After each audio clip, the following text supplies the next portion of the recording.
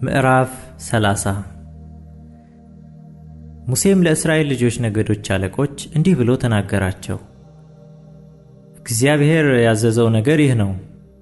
ሰው ለእግዚአብሔር ስለት ቢሳል ወይም ራሱን በመሐላ ቢያስር ቃሉን አይስበር፣ ካፉ እንደወጣው ሁሉ ያድርግ። ሴትም ደግሞ ለእግዚአብሔር ስዕለት ብትሳል እርሷም በአባቷ ቤት ሳለች በብላቴንነቷ ጊዜ ራሷን በመሐላ ብታስር አባቷም ራሷን ያሰረችበትን መሐላ ስዕለቷንም ቢሰማ አባቷም ዝም ቢላት ስዕለቷ ሁሉ ይጸናል፣ ራሷንም ያሰረችበት መሐላ ሁሉ ይጸናል። አባቷ ግን በሰማበት ቀን ቢከለክላት ስዕለቷ ራሷንም ያሰረችበት መሐላዋ አይጸኑም። አባቷ ከልክሏታልና እግዚአብሔር ይቅር ይላታል። በተሳለችም ጊዜ ራሷንም በመሐላ ያሰረችበት ነገር ከአፏ በወጣ ጊዜ ባል ያገባች ብትሆን ባሏም ቢሰማ በሰማበት ቀን ዝም ቢላት ስዕለቷ ይጸናል፣ ራሷንም ያሰረችበት መሐላ ይጸናል።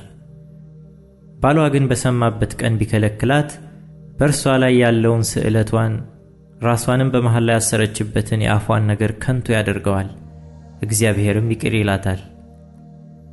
ባሏ የሞተባት ወይም የተፋታች ግን ስዕለቷ ራሷንም ያሰረችበት መሐላ ይጸኑባታል። ሴትም በባሏ ቤት ሳለች ብትሳል ወይም ራሷን በመሐላ ብታስር ባሏም ሰምቶ ዝም ቢላት ባይከለክላትም ስዕለቷ ሁሉ ራሷንም ያሰረችበት መሐላ ሁሉ ይጸናል። ባሏ ግን በሰማበት ቀን ከንቱ ቢያደርገው ስለ ስዕለቷ ወይም ራሷን ስላሰረችበት መሐላ ካፏ የወጣው ነገር አይጸናም። ባሏ ከንቱ አድርጎታል፣ እግዚአብሔርም ይቅር ይላታል።